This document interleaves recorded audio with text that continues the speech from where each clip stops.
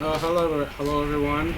This is Power Level Cast. I'm Power Level Blockbox. And I'm Mookie. Right off the bat. Whatever. We're not going anywhere important, anywhere fast. Yeah, it's In true. fact, I watch your beat.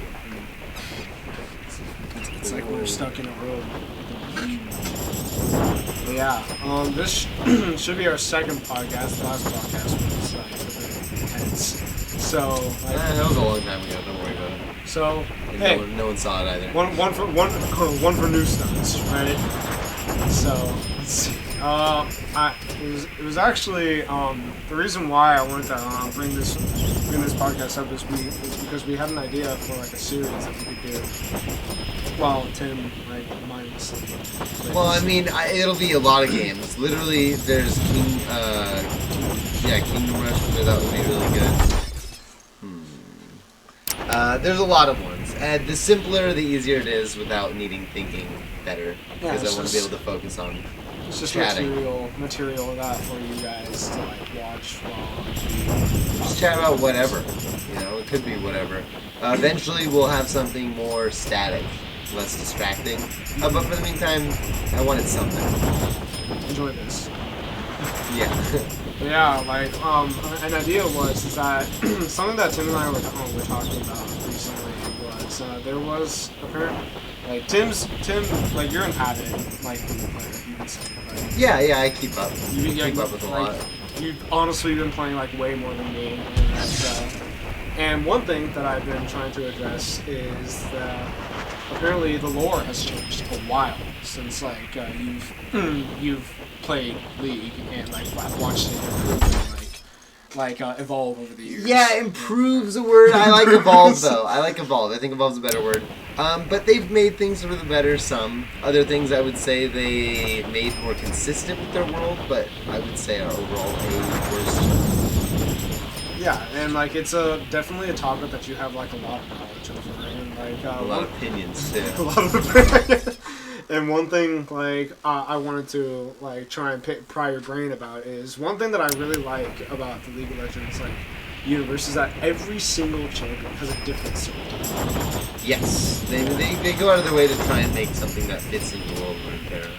Yeah, and you definitely have a lot of experience of knowing about the lore and how it's changed and how it's, like, I guess, taken changes over the years, and I've wanted to start from A to Z to pry your brain about every champion and how they have changed from their current and their previous lore. Mm-hmm. So, like one thing that we have over to the side is like just a list of we have literally leagues set up like in another screen where I can go over the lore, and what'll happen is like I'll read like the generic lore. I will give like the generic, I guess one can say, summarization of what the lore says, and then you'll like give your take on it and how it's changed over like Yeah, I definitely am more familiar with the old lore than the new lore. So if there's new lore that needs to be told, I definitely would want your input. But, because I don't know what it is necessarily. Sometimes. Some of it I am caught up with. So, yeah, we'll see. But I want to compare the two, and I definitely want to give my 2 cents on it because I've played a long time. Yeah, exactly. And this could turn into a series because obviously we're not going to get through all. How many champions are there now? Just like, God, let's just say there's a lot. There's over 100, and the last time I checked, there was like 106. But that was when I know there were less, so there's at least 110 now. Yeah. Okay. Yeah. So It's crazy. Definitely a lot. Okay. Definitely a lot of champions, yeah. Definitely a lot to lore. go through. Definitely a lot to like just talk about and such.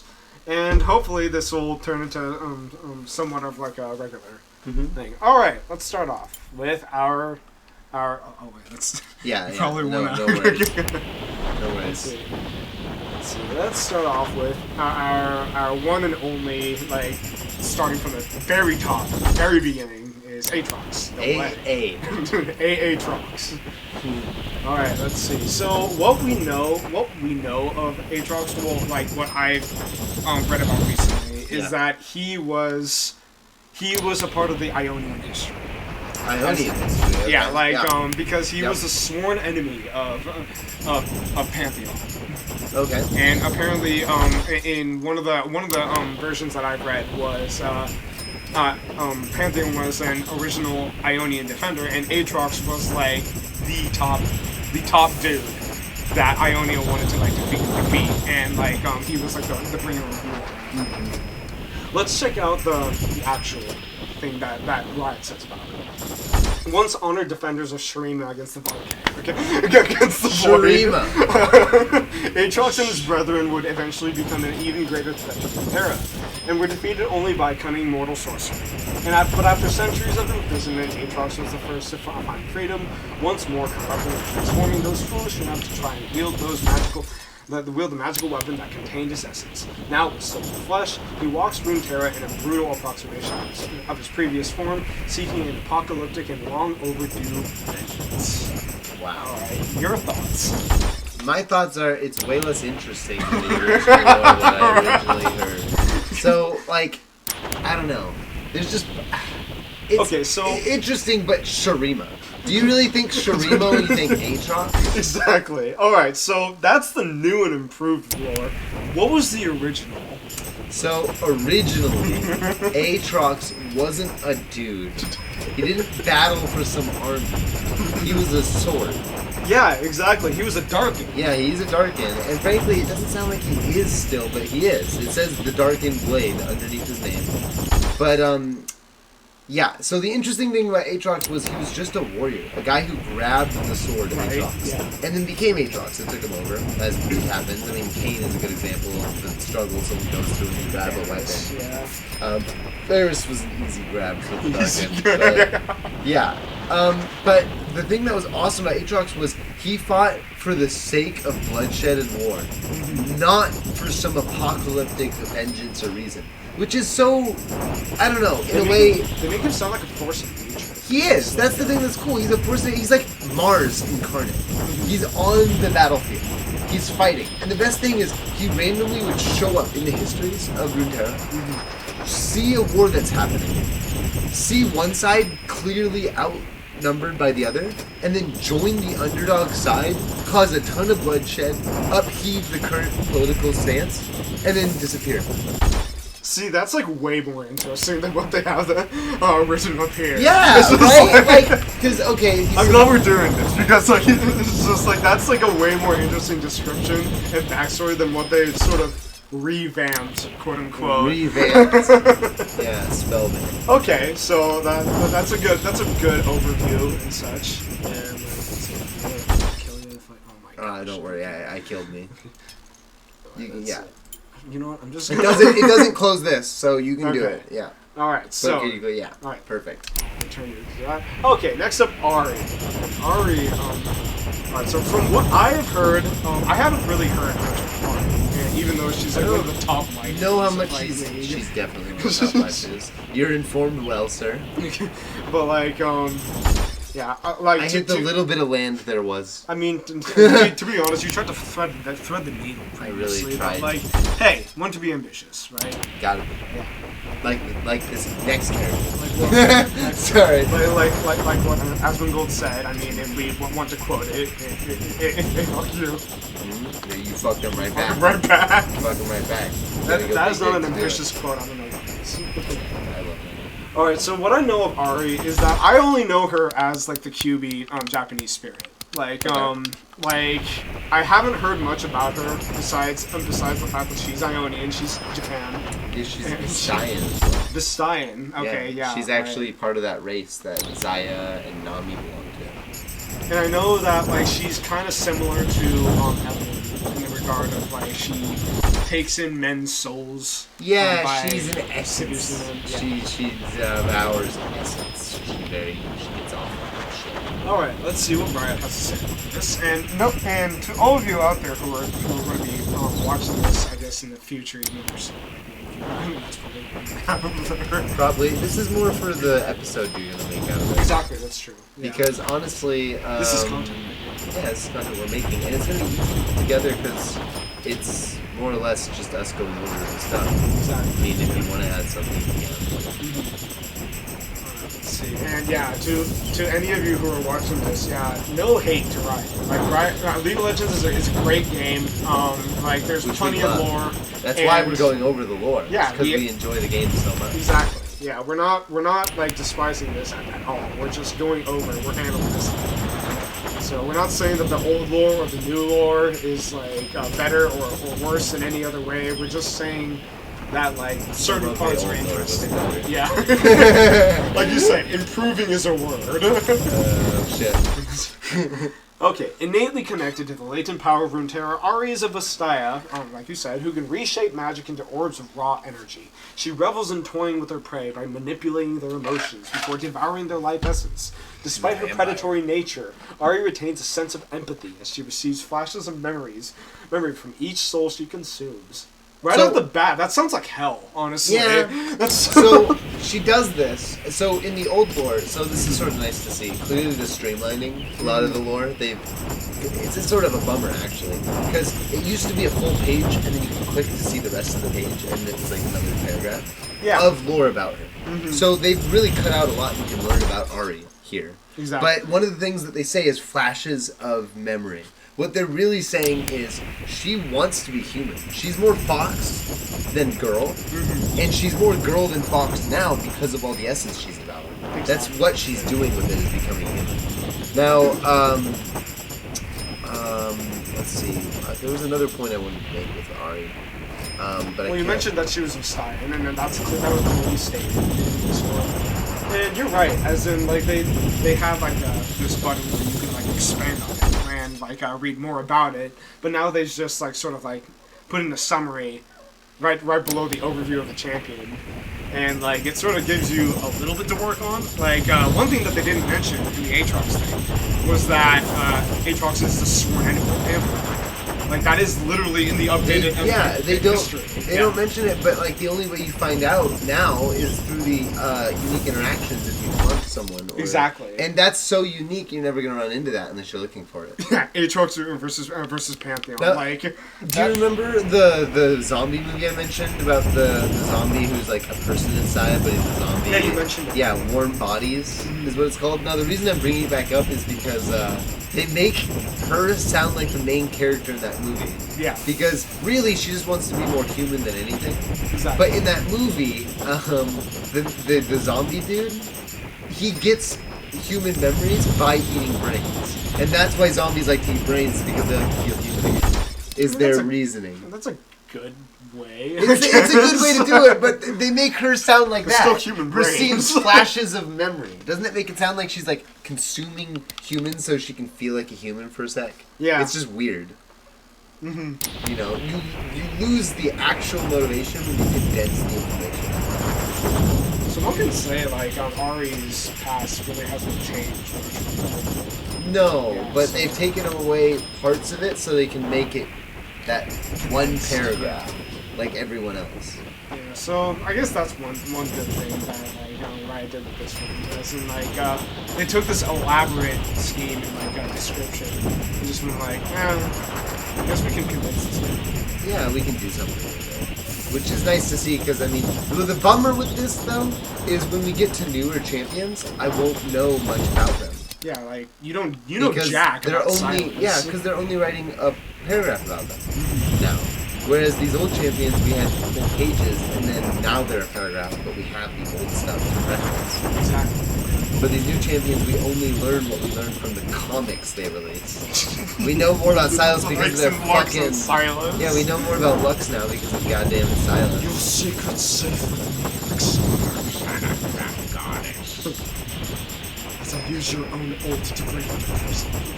Yeah, big move by the way. Really come on, makes Silas. it, really frames her. You know, what are people gonna say when you blast a hole with sunlight? You know, Lux they- did it. Yeah, that's what they're gonna say. It's been bad Lux. Fuck you. So, okay, now I'm gonna switch over to Yeah, the. yeah. Now I'm gonna switch I over know. to. Okay, let's see. Here's. Kali. Let's see. I know very little about Kali's old lore too because I hate her as a champion. Her and Shako are my least favorite champions. So we'll see. So yeah, those of you who are probably going to go against him in League, if you ever see the username Mavoki, you know who to play, right? Yeah.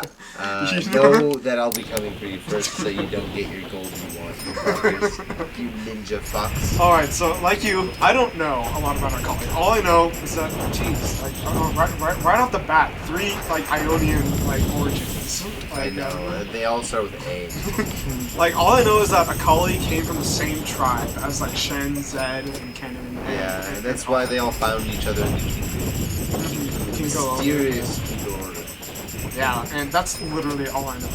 Like, she is a ninja. She came from the same order as them, and that's it. Okay. Abandoning the Kinko order and her title of the First of Shadow, Akali now strikes alone, ready to be the deadly weapon her people need. Though she holds on to all she learned from her master Shen, she has pledged to defend Ionia from its enemies, one kill at a time. Akali may strike in silence, but her message will be heard loud and clear. Fear the assassin, no master. So that's the new information, that her master was Shen. Yeah, Shen. Well, I didn't know that Shen was her master, but Shen's the leader of the Kinko order.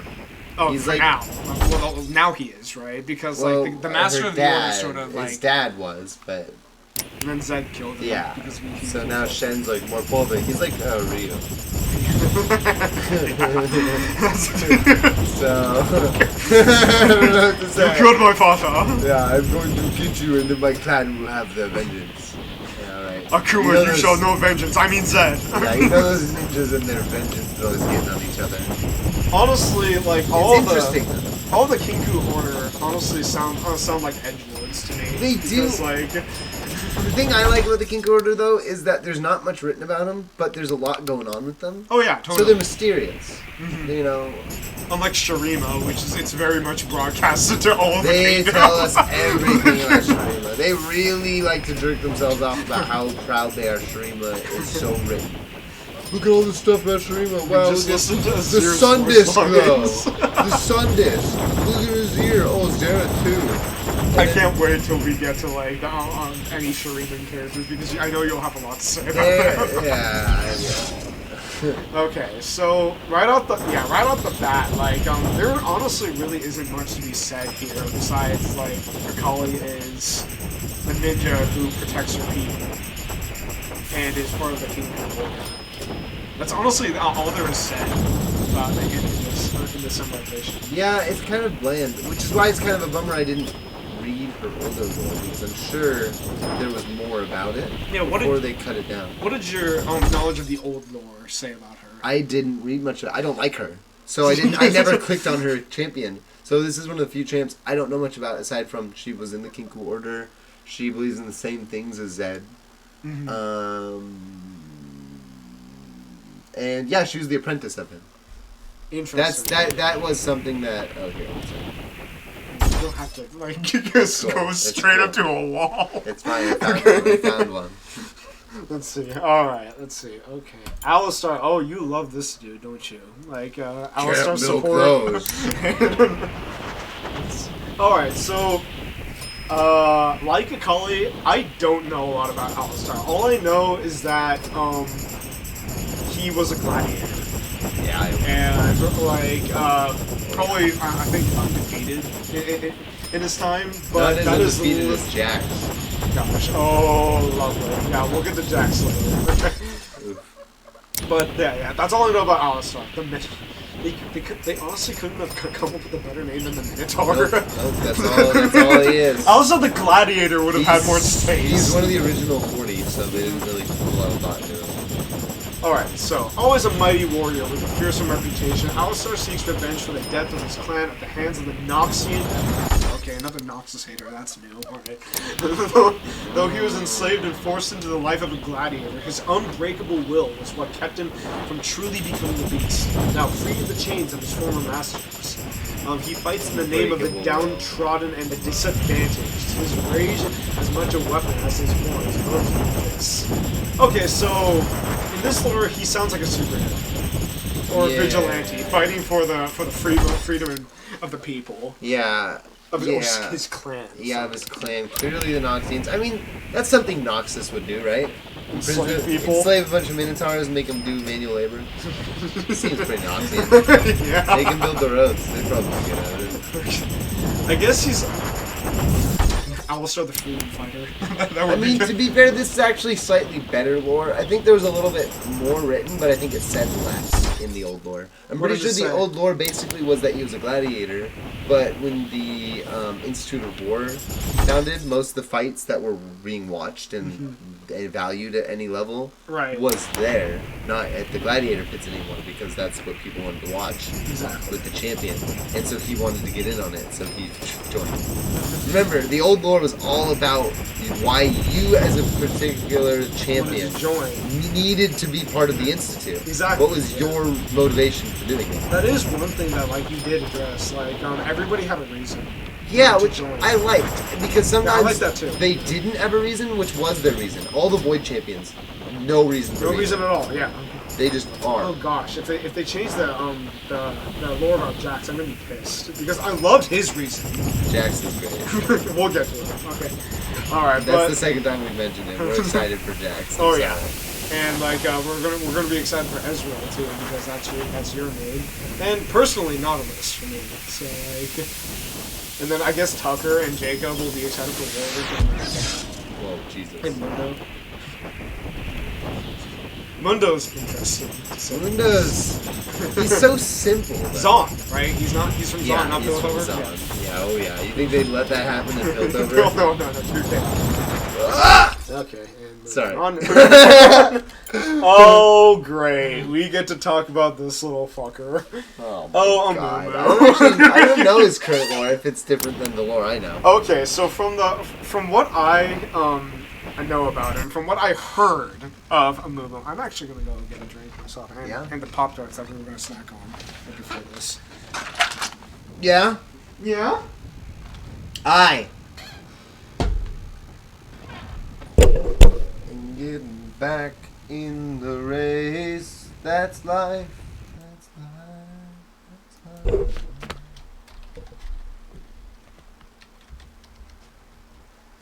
Guess who's back? Back again. Shady's back. Tell a friend. Guess who's back?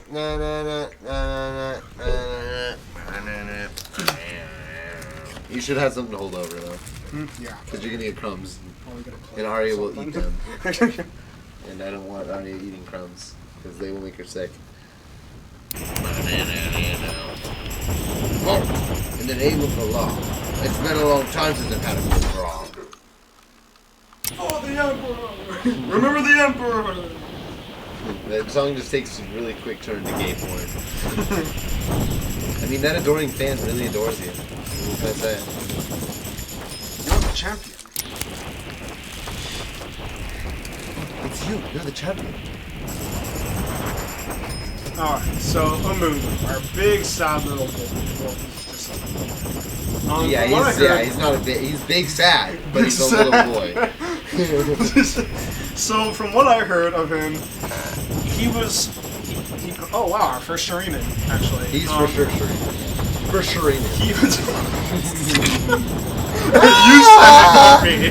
Holy shit! See you later, fucker. What I heard of him was, he came from a Shuriman pyramid, where he was literally a corpse that was like a byproduct of like the Sundus power, of him being brought back to life. Except he was sort of different than everybody else. He had this unending curse of sadness, and wherever he went, he would bring sadness with him. He just brought it with him. He brought it with him, and he had this despair in him that would just have him cry everywhere, bringing disparity and cursing him with this loneliness and just being the saddest thing on Earth ever. So they didn't really give him a reason to join the Institute, like in that lore that I heard about. So legend claims that Amumu is a lonely, melancholy soul from ancient Shurina. Okay, I got that part right. Okay, roaming the world in search of a friend. Doomed by an ancient curse to remain alone forever, his touch is death, his affection ruined. Those who claim to have seen him describe a living cadaver, small in stature and wrapped in creeping bandages. Amumu has inspired myths, songs, and folklore told and retold for generations. such that it is impossible to separate truth from fiction. So I'm not far off when it comes to that. No, it sounds like pretty much you had that lore as yours. It was pretty much similar. There's a few things that were different, but I mean, that may just have been from what you heard from other things. It sounded like you had a mix of the original and this lore. Mm-hmm. The original lore wasn't far off. I mean, the thing is, the biggest thing about Amumu is people aren't really sure if he's a child mummy or a Yordle. People aren't sure. And, I don't know. I'm not sure I'm in the fence that Yordles did mummification. You know, I don't know of many cases of Yordles in Shurima. But he really strikes as Yordle, doesn't he? Mm-hmm. But I'm pretty sure he's just a child, which is fucked up. Either way, he randomly woke up alone in a crypt, was the original lore. The bandages Sounds inscribed bad. with runes, waking him up alone. And then when he woke up and pulled himself out of his pyramid, a complete emptiness in the desert. So he wandered the desert for years, looking for anything. Found a town, and everyone kept their distance because he terrified them. No one would make friends with him, so he just kept roaming and roaming and roaming, until he heard about the Institute of War.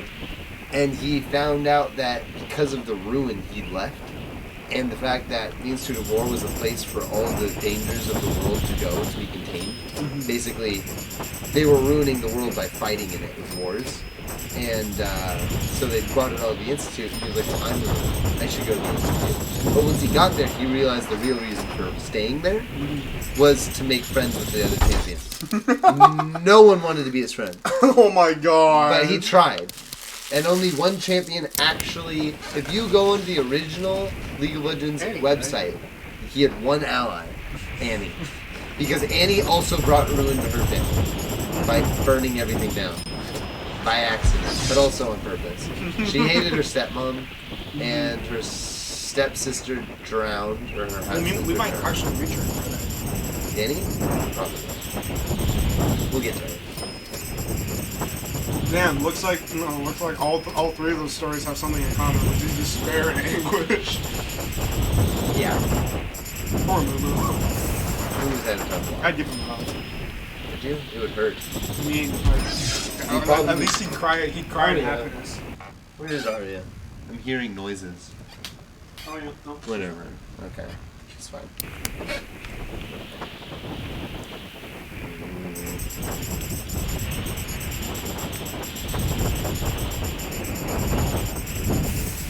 Never have to move on this way. Well, you can just go. Just like, I wasn't sure you were moving on yet, or if you want to say more about a movie. Oh, okay. So this champion I really don't know anything about. Anivia. Anivia. That. So what I know about her is, I heard that she was a goddess of Freya. And that she was up there with Thor. And she was the literal embodiment of the Freljordian ice queen. And okay, that's all I know. So, Anivia is What the fuck is she doing? You playing hear with it a too, banana. right? Oh, that's fine. Anivia is a benevolent winged spirit who endures endless cycles of life, death, and rebirth to protect the Freljord. A demigod born of unforgiving ice and bitter winds, she wields those elemental powers to thwart any who dare disturb her homeland. Anivia guides and protects the tribes of the harsh north, who revere her as a symbol of hope and a portent of great change. She fights with every ounce of her being, knowing that through her sacrifice, her memory will endure. She will be reborn in her. So she's a deity. Yeah. Still doesn't give a reason to the Institute of War. Zero reason. They completely got rid of that. Got rid of it, dude. They didn't even have a really good one in the original one. So something that I wanted to mention that's a little interesting is the difference in how they wrote for it. So the original 40, they didn't do a very good job. Some of them they did a better job than others, like Ashe. You know, they made her queen of the Freljord, a whole region. She married Tryndamere for political reasons. All sorts of interesting stuff. But for other champions like Anivia, Cho'Gath, Kog'Maw. They didn't write much at all. Because, like, what is there to say? So, basically, Anivia was, a demigod. That much is correct. I didn't know what she was born from. They didn't say that. Basically, they said that in the struggle between Ash and the other sisters that she has with Freljord, Anivia sided with Ash. They saw that her claim from the original Avarosan queen was most legitimate compared to the others. So she's on the side of Braum and That's good. Ash, and it's good that they have like some sort of support. Yeah. Like that. I honestly feel that Sejuani has like the best lineup of crew because she has like the dangerous people that live in the wild. You know, it's like like Ash has people that work well together as a team, and they're pros and stuff. But like Sejuani is the people that are like beasts in the wild, like Udyr, Boltman. I'm sort of biased because like Cassandra has Trundle or something. Yeah, well, Cassandra's great because she stands against the other two basically alone with Trundle. That's it. And she can hold her own, which is kind of badass. That just shows how powerful Cassandra is. Oh yeah, like honestly, the Freljordians, like all of them are natural born warriors. Yeah, you kind of have to be a survivor if you're gonna be in that climate. Like You're like a Russian. Who in the Freljord is not like battle oriented? Yeah, you kind of like, Like be even dead if Ash, like is a queen that's willing to fight for her. Ash is a queen that fucks people up. That's why she's so badass. That's why I sided with her. She's Yeah, a exactly. warrior I queen. mean, you're right. Sejuani was like It's a more warrior- the warrior queen. It's a warrior queen. Sejuani's the barbarian queen, and Lysandra's the ice witch. Well, she apparently looks like older. Well, she's actually one of the Watchers. You know, and they're like, we stand for the Watchers. Exactly. In the ARAM, they're watching for Lysandra. Yeah, Like, exactly. if you are on the Howling Abyss, have you ever just ended the game at a victory and then just waited? No. There's a special cutscene that plays. Interesting. Yeah, it's all about Lysandra and her origin. That's cool. It's very cool. I like Lysandra a lot. So that's cool. That like like about Nivea's that like oh yeah, and then Not much changed, yeah. Yeah, so that's like what the second champion that like not much has changed. There's a Mumu, Yeah, there's a Nivea. I mean, Amumu was another one of the original 40s as well. So it makes sense. But there's not going to be very many of them that had few written because they didn't write much. Once the game was released and doing super well, better than they expected, they started writing a lot. Yeah, exactly. And then once they realized they didn't know what the fuck they were doing with their own lore, they're like, whoa. None of what we wrote makes sense. Look, this contradicts this right here. Oh shit, we'll scrap both of them. It's like the whole ordeal with like Renekton and Nasus.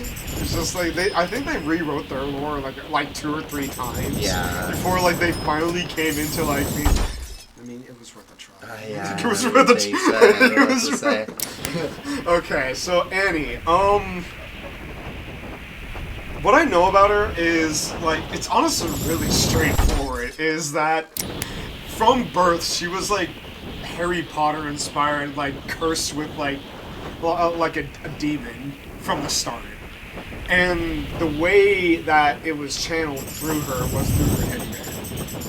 And like the teddy bear was the actual devil or demon that sort of controlled her emotions and everything, and gave her power and such. And sort of, she would like spontaneously combust, killing everybody around her, and that's how she ended her own parents. After like her parents were dicks, of course. Right. Yeah, so like she would just wander, like trying to like harness this like burning like rage and like Denethor without like. yeah, exactly. So you know, like quoting XP to level 3 here, like a sorcerer, how he wakes up in the morning is he's exploding with magic and says, "Man, I really need to learn how to control this." Yeah, I really should figure this shit out before I explode one day. Yeah, exactly. That's how we pictured Annie when she woke up. Alright, so dangerous yet disarmingly precocious. Annie is a child mage with immense pyromantic power. Even in the shadows of the mountains of north of Noxus, she's a magical outlier. Her natural affinity for fire manifested early in life through unpredictable emotional outbursts, though she eventually learned to control these playful tricks. Oh, jeez. Okay. Her favorite included the summoning of her beloved teddy bear, Tivers, as a fiery protector. Lost in the perpetual innocence of childhood, Annie wanders the dark forest, always looking for someone to play with. Damn, that's dark! It is dark.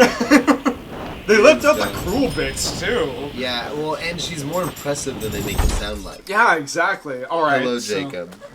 So the old lore is kind of fucked up. In some ways. I mean, they mixed the old lore with a video they made. Mm-hmm. So what the video did was just update a little bit of the pieces that were missing before they condensed it. Such as like a death of the parents. Yeah, it was sort of one of them. So she originally had a mom and a dad she was very happy with. And things were fine. But she had a very powerful gift, and she had to learn how to control it. Her mom helped her learn, because her mom actually is where she got it from. Her dad was like this is called Super Flight. It's just a really, I was gonna say easy, more like mindless game to play while we're chatting. It's like what the people. This is the League Lore podcast right now. Is what we're sort of doing. Because Jacob, like what we're doing is like apparently League lore has changed a ton over the years. But It's been very slowly and very infrequently, so it's good to just take one big look back now that I haven't been and see what it is. See what's been changed. Plus, it could develop into a good series that I could post on the channel. And this is like the brainless / mindless game, like the Counter-Strike sliding game. Yeah, like the Counter-Strike sliding game, where you have your knife and you're like... Just something to mindlessly watch. I said awesome for a second. Anyway, sorry. I mean, you had a new high score, just like 5 points. But yeah, the old lore of Annie, she got it from her mom. Look at that. Apparently, the dad was a really big dick about it. Yeah, well, so anyway, so the dad, so eventually the mom died for some case or another, and the dad remarried, and Annie got along great with her new stepsister. They were like two peas in a pod. Right. But the new wife was really uncomfortable with Annie because of the powers and the danger she. Yeah, who wouldn't? Because honestly, it's kind of seen as a curse more than a gift. But her dad and mom considered it a gift because they were like so rejects. They actually lived in the Kumungu jungle, out of the way, because they wanted to let her harness it. It's true, you did mention she was from the community. Yeah, which not a lot of champions are. And she could harness it alone, out of the way. But now that the new wife was there and she's not used to it, it wasn't good for her. Mm-hmm. And one day they went out playing, and the the stepsister drowned in a river while they were playing in a river. Oh, and right. Annie came back, and the mom blamed her. And she got really pissed off, and she was yelling, telling her dad it was, she's dangerous and they should be worried too, and the dad wasn't buying it. And then Annie was like upset in her room crying, and it caught the house on fire. And so her dad saved her, but wound up dying. So it wasn't even like her, like on purpose. It was just like an accidental. It was accidental. combustion. So now it was just her and the stepmom alone. And the stepmom hates her. So she was like smacking her and yelling at her. And then eventually, Annie gets up. And then she's like, you know what? I don't need to take this anymore. And she just turns and then throws Tibbers at her. And here's the little thing that they don't tell you about Tibbers. Tibbers isn't some demon or beast. Tibbers is actually a monstrous, titanic bear that lives in the Kumungu jungle. Oh, it's a type of yeah, bear? it's a Oh, type of nice. bear. And Annie's fire magic is powerful enough to contain and capture it within a focus of her choice, being her teddy bear. So all she does is she befriended one of these bears, put it inside the teddy bear with her fire magic, and anytime she needs to be protected, the bear pops out. Tibbers is actually a living bear that wants to protect Annie. That's why it's so cool. That is badass. And so yeah, it mauled the. Come on, Riot! It's and now just they- like, why'd you dump why, that down? Why dump that out? Wait. The Kumungu the beast bears or whatever they call them are cool. They're rippling with fire. You know that the cutscene that they play where Annie like hugs the bear and then throws it and it goes like. That's what they look like when they're in the wild.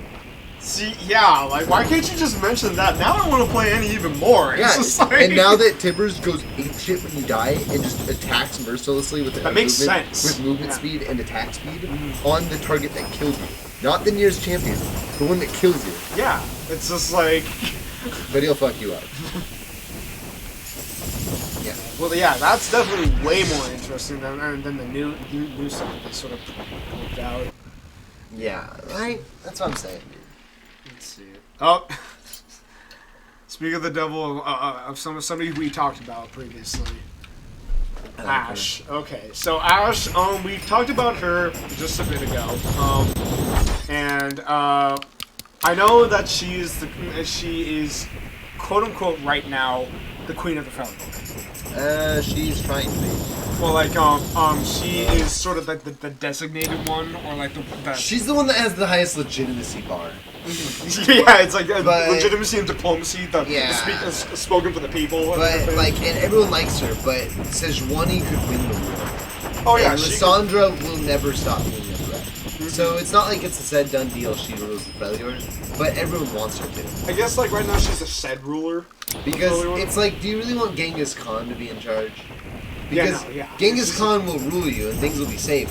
Sure. But things will be really shit. Doesn't give a fuck about it. Yeah. You know? It's survival of the strongest in Genghis Khan's eyes. Whereas Ash is about actually like supporting the weak, getting the weak through. Literally everything. The opposite of Lysandra and Sejuani. Yeah, Sejuani's like, if you're not getting by, then you should get killed by the ones who are. And then, hey, there's less people, and then everyone should get by. Yeah. And Lysandra's like, actually the world should become at night. And both of them look at her and go, I don't know if that's the answer. Speaking of ice, like, the only other thing that I know is that, like, her bow, like, each of these sisters, or like they have a weapon of true ice. They have a weapon of true ice. Like, Sejuani's flail, Ash's bow, Lysandra, and her being. Body. And her being. Yeah, I know that Ash's bow is true ice, but literally that's all I know about her. So, Iceborn, a war mother of the Avarosan tribe. Damn, it's a cool tribe. Yeah, the Avarosan. Ash commands the most populous horde in the north. Stoic, intelligent, and idealistic, yet uncomfortable with her role as a leader. She taps into the ancestral magic of her lineage to wield the bow of true ice. With her people's belief that she is the mythological hero Avarosa reincarnated, she is. Ash hopes to unify the Freljord once more by retaking their ancient tribal lands. I feel like they're giving her a little bit more credit than she did. She's like the main character. Like she was in the original 40. Why wouldn't she be? The problem is they really didn't realize how many characters they're gonna write. So they were like, we need good guys, and we need bad guys. Lysandra, you're a bad guy. Lysandra, you're a bad guy. Ash, you're awesome. You're awesome. You're the one everyone wants to win. I'm like her husband. We're gonna make you marry Sue. We're gonna make you. Well, you know why, right? Well, it's strictly for diplomacy. The guy who wrote this, his name is Tryndamere. Oh my god. Tryndamere put his own name in the game. Yeah. Oh yeah. See, that's something I didn't know. And his wife's name is Ash. Oh my god. That wasn't like. He wanted his wife to be his wife in the game too, and he made them. That's amazing. He made himself ripped. He made his wife hot as hell. He made her the warrior queen that wants everything perfect, and he's the one that is the might and the sway of being the barbarian king. I mean, let's face it. She's always talking about the bow. Yeah. Yeah. And the curves. I was talking about my bow. That is cool. Like I didn't. That's not even original lore or new lore. No, that's just something that like you Riot. know. That's from Riot. The company Riot's founder, his name was Tryndamere. Wife name was Ash. So what was the original lore of Ash? That's pretty spot on. I mean, again, like they changed some things. Like they wouldn't have said when this originally was written that she was the reincarnation. She was simply a descendant. Reincarnation's a big joke. Yeah. Reincarnation is like Shireen. I don't even think she's reincarnated. I think she's the descendant. But that's why she can use the bow. It's more like heretical believers that believe she is like into that. It's like some people like really agreed with Julius Caesar politically. Then the radical people were like, no, he's actually God. Yeah, exactly. In man form. And then everyone else is like, no, he's just a good politician. Julius Caesar would be like, yeah, no, I'm not. Yeah. Yes, you are. Yeah, I am. Yeah. Wait, are you voting for me? If you're God, I'm God. I'm God, for sure. Woo! Yeah, he's God! Oh, whoa, I lived.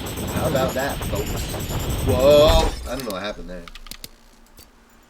All right, let's see. Oh, this ought to be interesting.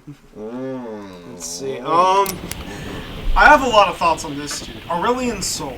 Okay, Aurelian Sol, from what I know, is he is the guy that created Tarkon.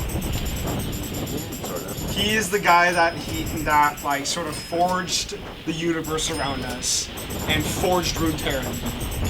Like he created the star that was Runeterra, and then it like blossomed into it. Mm-hmm. Because that whole lore is based on one of his abilities, the W, which is if he stays with the star, he nurtures it and it grows. Yeah. So he's apparently the forger of Runeterra. And like Targon is where he like meets with his bros. Yeah. He sort of goes like, "Hey, what's up?" Hey, what's up, little dudes? Yeah, I can't. And How's your little planet? I know that he's pissed off with Zoe. Because Zoe plays with the stars. Yeah, and she moves them. It's like, there's no supposed to be there. I need to put them back I put them in a line, and you move them all around. Now they're not lined up. Stop saying sparkles. They don't belong to God, her. I hate your star sparkles. Yeah, Really that's what I know about him. Okay, so Aurelian Sol once graced the vast emptiness of the cosmos with celestial wonders of his own devising. Now he is forced to wield his awesome power at the behest of a spacefaring empire that tricked him into servitude. Desiring a return to his star-forging ways, Aurelian Sol will drag the very stars from the sky if he must, in order to regain his freedom. Okay. Yeah. Alright. So Aurelian Sol is one of the newer champions. Yeah, so there's not a lot. Well, there's not a lot that could be rewritten because he's so new. But there's things that is different. First of all, spacefaring empire. Yeah, I've never heard of a spacefaring empire Yeah, among Runeterra. I don't know what they're referring to with that. There's a lot they could be referring to. So what actually happened? What actually? In the correct lore. No, I'm kidding. But what initially happened was the tribes of Targon finally hiked to the summit in their tribal days. Right. And this is Pantheon's and Leona's tribe in the original one. And when they finally got to the top, they saw this gigantic dragon beast crafting stars there. And they're like, "What the fuck? Who are you?" And he's like, "I'm Aurelian Sol, baby." And they were like, "Oh, you make the stars?" And he's like, "Yeah, baby, they're all me." And he's like, "Oh, cool. Well, what's the deal with Bard and Zoe?" And they're like, "No, don't worry about that." What is the deal with Bard Yeah, and I don't get them Zoe? either. Don't think about it. If it doesn't make sense to me, it won't make sense to you fools. And they're like, "All right, well, quick question. Yeah?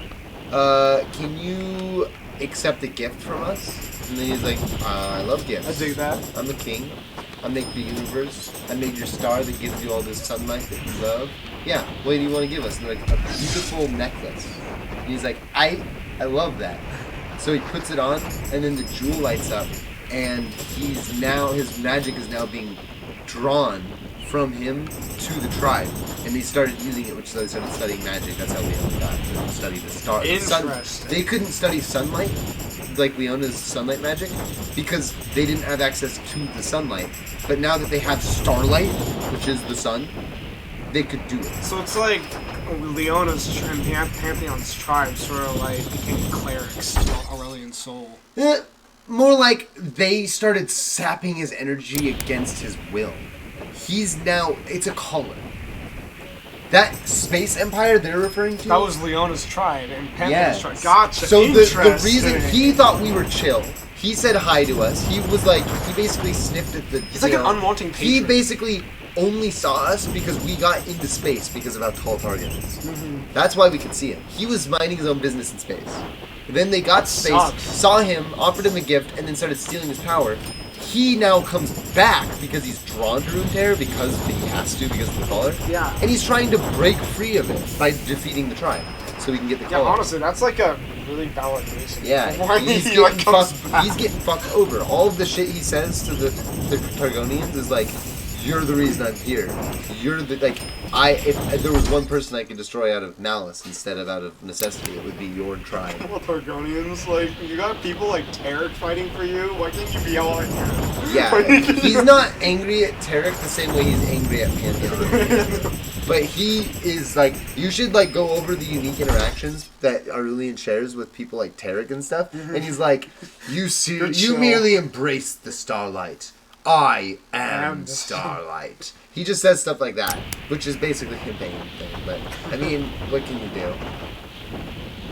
Yeah, that's interesting though. That like the spacefaring empire was actually. Yeah, the it's more like a Targonian mountain-faring empire. yeah, Targon is a mountain. Spacefaring that reaches up into space. But I would not say they're spacefaring because they hike really high. What are they saying? That like the mountain moves across space? Yeah, it orbits. It's back to the orbit. Let's see. So yeah, oh hey, we mentioned that we would get to him. Okay, Yeah, who's after Azir? Oh, actually, let me check. All right. Yeah, we'll see. So, you click on Azir. Yeah, that's true. Okay, so what? Now, Tim and I did mention that we love anything Shurima because they really don't keep anything sheltered when it comes to the conflict. Nope, they let you know exactly what's happening and who's doing what and why. Speaking of which, Azir, the Emperor of the Sands. What we know, like what I know about him is that he is the rightful emperor. He is the current emperor of Shurima. And or Pharaoh. I'm sorry, Pharaoh in the original lore. Okay, Yeah. they already changed this already once or twice. Yeah, they did. Okay. In fact, I'm a little mixed up on which ones they're supposed to how many times they switched up. And they did it so fast after they released it. And he was once immortal. And he was once the original Pharaoh of Shurima until he got usurped by Zereth. We won't be reaching him for a while. Yeah, it'll be a bit until we reach the Zereth episode. But like, yeah, he was the rightful emperor to Shurima until Zereth came along, which was one of his trusted subjects, mind you. Yeah. Like his advisor. Yeah, like this is actually part of this. Is actually the stuff that lore. you told me. Yeah, I was gonna say this is you telling the original lore right now. Yeah, so you're doing what good. you told me Yeah, is this is accurate. yeah, this is what I know. I didn't know any previous knowledge before that. So. Yeah, but you've retained it well because it's very interesting lore. Yeah, it's honestly one of the best. It sounds like a Game of Thrones thing. It sort of does. Yeah, like It's so so Zereth intense. usurped him, and what happened afterwards is the sun disk went like, you know what, brah, you know what, Azir, like we believe that you're actually right for this. So hey, we're gonna do you a solid. Do me a solid. Yeah, I got you. Okay. I'll do you a solid. Sundisk is a bro sometimes. So, we're gonna raise you, and we're gonna give you a chance to retake your throne. Thank you so much, Sundisk. But the thing is that Azir never really wanted that. He didn't. He wanted to rule as a mortal. He wanted to be a mortal, a lesser being ruling over men. So yeah, that's what Azir is. And by the way, the sun just gave him control of the sands. Also, Also, you know, in a desert kingdom, not a big deal. all right. So that's the OG. That's the OG. Let's see what Riot says Yeah, about let's this. see what they said. Azir was a mortal emperor of Shurima in a far distant age, a proud man who stood at the cusp of immortality. His hubris saw him betrayed and murdered at the moment of his greatest triumph, but now millennia later, he has been reborn as an ascended, being a being of immense power. With his buried city risen from the sand, Azir seeks to restore Shurima to its former glory. It's like really broad. Sure. I mean, yeah, you're absolutely... You're absolutely right. It's very broad. They basically told the same story without any of the excitement or the details or the fun. Like, this is the problem I have with the lore system, is it's losing everything that was interesting for the new people. But the old people, they only know it because they read it already. Yeah, exactly. Like, we're losing it. And unless it's stored somewhere online, we won't have it. Answer a question, Jacob. Yeah, I mean, he's semi-focused on this, but like... I'll be honest, yeah. I'm like trying to, yeah. I just want to. But he's doing well. He's doing well, like describing the OG stories without even having a care in the world. Honestly, I was listening to Daniel literally just describe the Azir story accurately, and I was like, oh, he actually knows this one. I can just play. So I was like listening, but I was also playing because I wanted to. For a mindless game, you really give a lot of mind. I mean that one I was, but yeah, I could just glide around. No, like it's good that you're actually trying, because like if you weren't trying, then it would be this over and over again. What you want, right, Jacob? Look.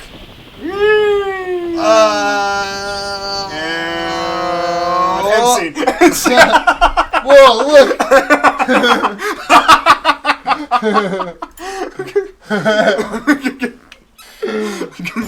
Damn it, Daniel. Oh my gosh, you're so alive! And the legend continues. Okay, so yeah, Azir, again, fairly new, fairly refurbished. Like, yes, it's been changed one or two times, but like, I sort of have the same basis in terms of the knowledge. Well, I got the knowledge from Tim, and like it sort of remained fresh in our minds. Plus, like, the Shurima This Is War is probably like our favorite like League of Legends rap video ever. Yeah. It's so interesting. Okay, so I like how you're doing that, by the way, Jacob. That's sort of how I want this to be watched. It was just in between whatever you're doing. Yeah, it's a podcast. Like, you're not supposed to be paying attention. You're supposed to listen. But like, yeah, Bard. The Bard is the next one, and I've always had very interesting thoughts about Bard. Like, there's so many origins of what he actually is and such. From what I heard of him, from the actual League intro video to him, he is the caretaker of the stars. He is specifically the ones that fall to Earth, that fall to Runeterra. That's so what the Meeps are. The shooting stars. Yes. Weird. Yeah. So gotta like, pick 'em up. they're like fallen kid stars that like Little baby have stars lost that their couldn't way, hold their way up. and Bard takes them back up and puts them back on the shelf. What a guy. But that's all there is said about him from what I read. And I'm pretty sure that's implied. Because, like, one of the things I know about him, if I'm going to do OG, is that they specifically go out of their way to say very little about him. Yeah, like, it's really mysterious. He's supposed to be one of the most mysterious characters in this entire game. Like him and Kindred, in my Like, opinion. literally, like, if you ask, yeah, Kindred, yeah, but Kindred's kind of like the Grim Reaper. Like, I don't know. Wolf. Literally very hard to understand. Yeah, Wolf. Wolf, it's two sides of the same Yeah. death, yeah. Which is an interesting way. It's a cool way to approach it. No wonder It makes sense there'd be Kindred two different creatures to take care of the two different, very different styles of dying. Exactly. Yeah. Yeah. So yeah, kudos, right? Yeah, yeah. It's some good writing, and they're recent too. Strange. I Okay, so let's see what Riot has to play. A traveler from beyond the stars, Bard is an agent of serendipity who fights to maintain a balance where life can endure the indifference of chaos. Many Runeterrans sing songs that ponder his extraordinary nature, yet they all agree that the cosmic vagabond is drawn to artifacts of great magical power. Surrounded by a jubilant choir of helpful spirit mages, it is impossible to mistake his actions as malevolent, as Bard always serves the greater good, in his own odd way. That's like way different than from what I read. Like, since when was he said interested in wasn't- artifacts? That's what I'm saying. Is like we don't know what he's doing Yeah, so because he's clearly up to some shit. Do we get it? Nah. And he's we known as the don't. caretaker, so he's probably doing something good. But we do not understand his motivations, and So I we're not guess, even gonna yeah. pretend to try to. that's like one of the like the lores that we can like sort of accept because like it can be. Yeah, it can be. I mean, it can be as vague as it wants. Frankly, some lore should be vague. Mm-hmm. You know. Best lore is like vague and like can be explored. Exactly. So yeah, that's All Bard. right, and then for the last one this episode, it's gonna be Blitzcrank. Yeah. So let's see, and we got through 1, 2, 3. This will We be got 12. through 12. Yeah. That's actually It's a about lot. a tenth. Yeah. Yeah. It's a little over an hour already though, so it'll have to be cut down. Yeah, so yeah, this will be the last Somehow. one. Yeah, so let's see. So from what I know about our big great steam golem boy Blitzcrank, is that he was created by Victor. Yes. Yeah. Yeah, this is one where so far I was gonna say this is good too. So keep going. Although I am paying attention closely to this because this is a very tragic story, very near and dear to my heart. So yeah, I will say like It's like the Tin Man. I love him to death. A rolling golem gathers no love. I thought it was dust. It's There's no rust. dust. It's Rust. rust. Oh, Rust. God. It's a rolling golem gathers no rust because it's a rolling boulder gathers no moss. So from what I've heard of him, and you're right, like the story that I heard was very much like the Tin Man.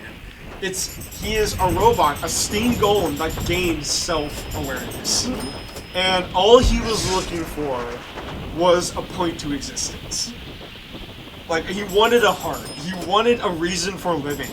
And, like, honestly, what it reminds me of is that Rick and Morty scene. What is my purpose? To serve butter. Oh my god! Oh my god. Yeah, welcome to the club. Welcome to the club, Val.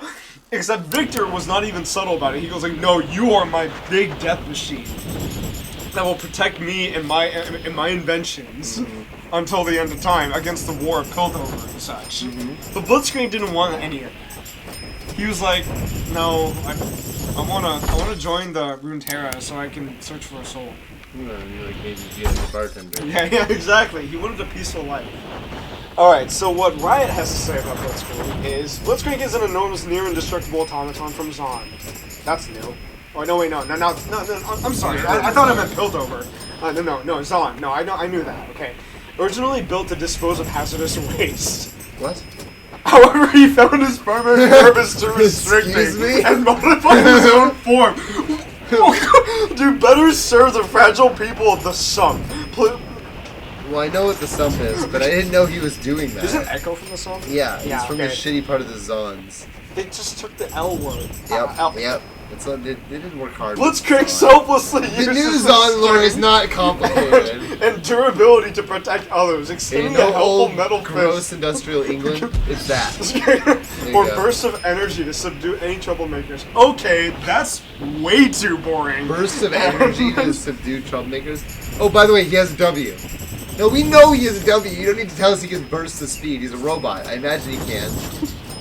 Honestly, that's one of the more. That's one of the more. That's a really boring, shitty summarizations. Okay, what's the OG? Yeah, so I think you had a mixing of the first and the second type of lore. But I like your version more because it makes him a sweetheart. Unfortunately, it makes Vic painted in a bad light, which is what everyone does now. I mean, he's considered the villain. He is the villain. Yeah. He's a monster, but originally he wasn't written as one. I mean, have you heard of Jason Victor's lines? Yeah. Well, here's the thing. Jace is the monster to me. Because of the original writing of Victor's lore. Alright, that's enough. Ugly people step aside! So the original, you know how he's like, he gets all sad when they mention Blitzcrank, like, Victor's face is like crying in that little song? Here's why. In the original version of the lore, Victor created Blitzcrank as like his first attempt at a thinking robot, because he wants to be a thinking robot, essentially, right? Interesting. Well, sort of. He was trying to create one. He was just Professor Victor at this time, working on robots. He created Blitzcrank, and it was self-aware. His first huge success. Right. He saw Blitzcrank as his son. He wanted Blitzcrank to do whatever he could with his life. He loved Blitzcrank. Then Jace comes in, steals the plans on how he was created, doesn't want them to be used, so destroys them, and then also takes Blitzcrank away to Piltover, claiming he was planning to create an army to take over Piltover from Zon, because he built this in Zon. Damn it, Jace, why? Jace painted it in the right light, and Piltover praised him, becoming the hero of Piltover, getting all this like self-thinking, strategizing robots out of the hands of this villain. So Victor was like labeled. He was labeled a monster. Victor, so destroyed at the loss of his son and the loss of all of his notes on how to create a thinking robot, decided to do the next best thing: become a thinking robot. He doesn't want to feel anymore, because what he feels is pain for his lost son. So he engineers the humanity away. That's why he's on his robotic evolution. Jace stole his humanity. So he's going to steal his life. I look at Jason a whole new different light now because of that. You see why I'm like, what did you do to Victor? Look at Blitzcrank! Look at those eyes! Son. Look at those eyes! Yeah. How is that a killer robot that is destined to take over Piltover? He just wants to sell muffins. Although he does say, wants to be the a baker. Time of man has come to an end, which is pretty creepy. So maybe say that a little less from the Blitzcrank. But aside from that, yeah. So sad. So sad. Because God damn it, Jace. Even you felt like everyone does. Like, new players think he's a bad guy. Everyone thinks he's a bad guy. But it's because of the propaganda. Jace wanted it to be that way. Caitlyn doesn't even. You got what you wanted, Jace. Are you happy? You did it. You got a super nemesis villain. You wanted someone to be the super villain to your superhero. You have a super villain. Oh gosh. You just had to create him. Oh, I Congrats. can't wait for the Jace episode now. Now that we know what he did. Let's talk about if they start saying that he is the hero of he's the Piltover, hero and he's the it's captain we're of just tomorrow. gonna go like bullshit. Yeah, the captain of stealing other people's fucking science. You're the fucking Thomas Edison of like a Nikola Tesla. Yeah, he is. Straight up is. Okay, so Well, that is the end of that podcast. Like on a really very explosive note. what a lovely little yeah. I think that like was pretty fun. Like you like did some mindless Well, yeah, just to keep it going. In the future, I think we'll have it up next time also, so we can literally just dive into it. I wanted to see if it gave something. You found a barf gun. He's playing Borderlands 3. Oh no, I'm saying I look at the chat. I know, he got barf gun. I don't really know what that is. I'll be honest. If it's exactly what it sounds like, then yeah, slow claps all around. But Slow claps for Jacob. yeah. So yeah, to those of you who watch this, he's gonna be streaming later, even though we only have like So two viewers. so the title should be Fallout 4 after, and then D&D's at 11. Yeah, D&D's at 11. So, So if anybody wants to tune in, that I'm time. gonna throw up my headset. I'm gonna put up a new title, and then in probably like 5-10 minutes, Switch over. Fallout will be going. Yeah, And maybe some other stuff. maybe like, some other stuff. I mean, I might do Imperator. Honestly, Jacob, huge success. I want to do a little 3 bit more. followers as Yeah, well. 3 followers within an hour. I want to do a little more of the Imperator late at night, so the people that joined. I feel bad because they joined and then almost immediately after we ended the stream, but it was 4. Like, if they had joined an hour and a half earlier, they could have enjoyed us longer. But I want to give them the same sort of time period. And since Daniel's streaming D&D at 11, that'll be nice. You're going to have a lot of editing to do. We have a podcast and a D&D episode. So I don't get my fucking like SIM card activated. Yeah, I can say. Yeah, well, honestly, I have a lot of catching up to do because like I wanted to do the classic, World of Warcraft Classic. I wanted to Oh, do that's that. the original one, has it been out? No, Oh, not okay. yet. Yeah. That's fine. Yeah, there's like a lot of stuff that I want to do. So yeah, when I post this, like, just keep in mind that like I will like start posting more videos, just of like the moments that like we've been trying to capture and such. Like you guys are good at creating content in that aspect. Where like That's you and me, Jacob. where like you guys have just like a lot of stuff to say. Like Tucker's there, and he usually like lets out that occasional comment that like we can all laugh at. But like like Jacob and Tim are like notorious for like exchanging stuff. Like Jacob, there's a reason why I clipped out the Destiny clip in the Minecraft one. Destiny, you found her? What's wrong with that fucking horse? Yeah, what's wrong with this fucking horse? Where have you been? Anyways, yeah, Tim's gonna be live soon, so we'll end it here. But no, thank you for joining, Jacob. I'm glad you got to watch that live before it got all cut up, even though there won't be a lot of cutting, I don't think. Honestly, It'll mostly yeah. be You don't just starting, hear finishing. Super Mecha clipping their No, podcast. Maybe they end it on like a song. Good night. Yeah, thank you. No, seriously, I think she's still alive. Destiny, you're still alive! So you think it's her destiny to be alive? Destiny. Oh